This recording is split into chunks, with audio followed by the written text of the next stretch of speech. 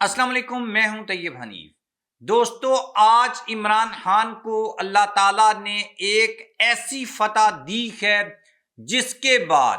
جن لوگوں نے عمران خان کے نام کے اوپر کاٹا لگایا تھا، اللہ تعالیٰ نے ان کے پورے پلان کے اوپر سیاہی پھیر دی ہے، اور یہ اتنی بڑی کامیابی ہے جس کے اوپر کسی کو بھی یقین کرنا بڑا مشکل ہوگا، کیونکہ چیزوں کو اس طریقے سے پلان کیا گیا تھا کہ کسی بھی صورت عمران خان حکومت میں نہیں آ سکتے، اور مریم نواز کی جو وزارت اعلیٰ ہے، کیا وہ اب حمزہ شہباز کی طرح ختم ہو جائے گی اور اس کو بھی ہم ایک پرینک سمجھیں گے، اور کل کوئی مریم کے نام کے ساتھ وزیر اعلیٰ لکھا بھی جائے گا یا نہیں؟ یہ سوال بھی بڑا امپورٹنٹ ہے۔ کچھ چیزیں ایسی ہیں، اور آپ کو اصل میں جو بات بتانی ہے وہ یہ کہ اس کا کریڈٹ اصل میں کس کو جاتا ہے اور یہ بازی کس نے پلٹی ہے۔ آپ میرے چینل کو سبسکرائب کر لیں، بیل آئیکن کو پریس کر لیں۔ جو لوگ ہمیں فیس بک کے اوپر دیکھتے ہیں، ویڈیو کو لائک اور شیئر ضرور کریں۔ دوستو، سب سے امپورٹنٹ چیز یہ ہوتی ہے کہ جب آپ کے پاس مینڈیٹ نہیں ہوتا،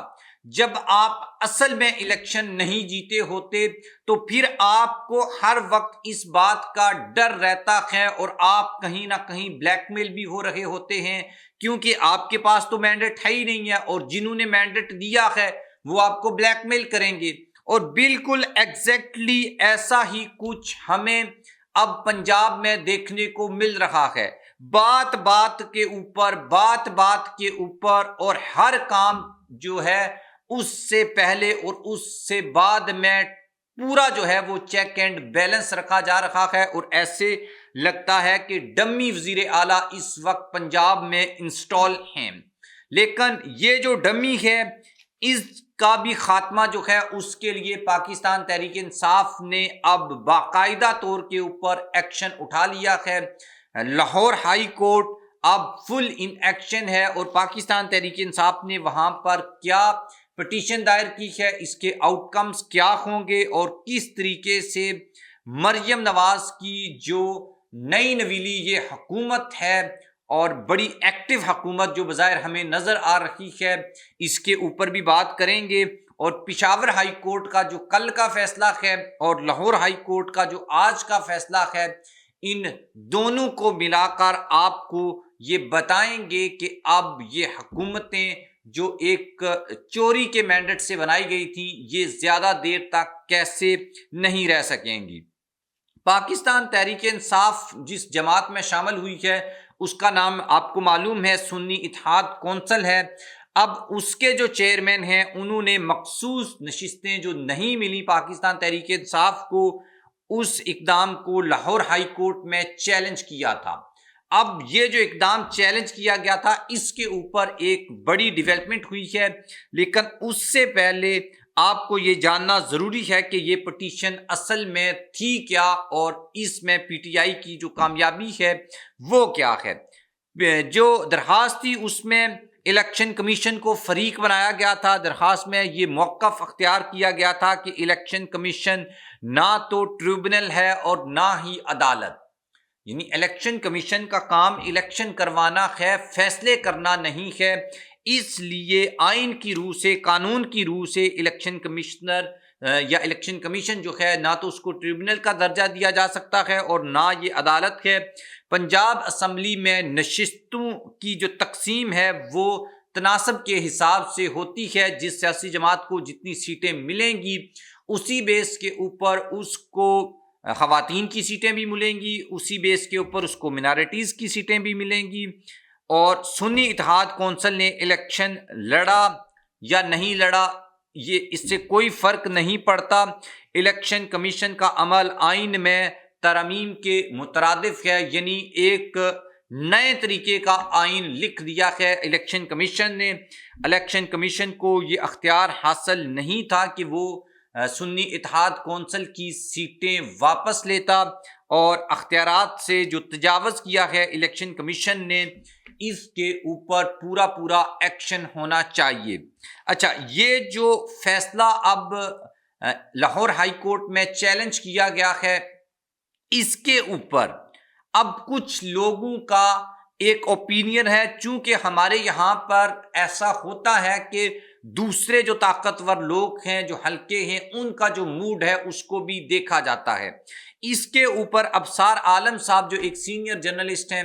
انہوں نے تھوڑی سی روشنی ڈالی ہے۔ میں بھی وہی چیزیں جو ہیں آپ کے سامنے رکھ دیتا ہوں پوائنٹ ٹو پوائنٹ، تاکہ اس میں کوئی چیز آگے پیچھے نہ ہو۔ اس کے بعد میں پشاور ہائی کورٹ والے فیصلے کے اوپر آتا ہوں کہ یہ دونوں فیصلے کس طریقے سے پاکستان تحریک انصاف کو فائدہ پہنچائیں گے،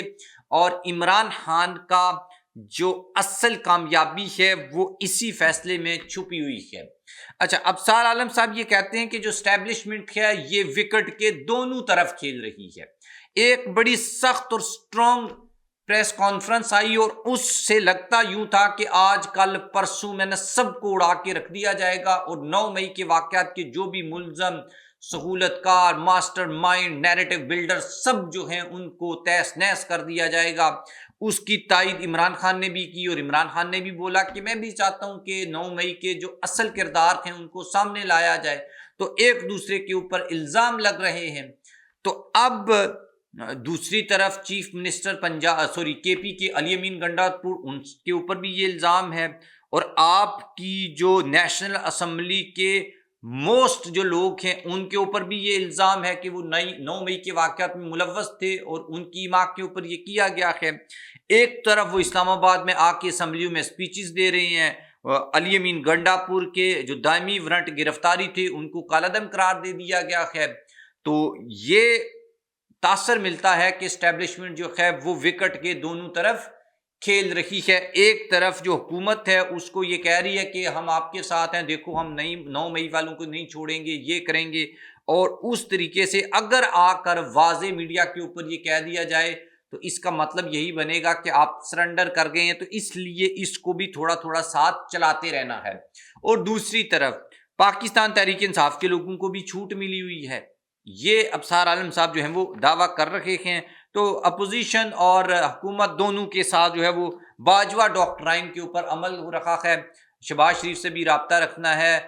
کام پڑ سکتا ہے، عمران خان کے ساتھ بھی رابطہ رکھنا ہے، کام پڑ سکتا ہے۔ تو یہ والی جو سچویشن ہے یہ سامنے آئی۔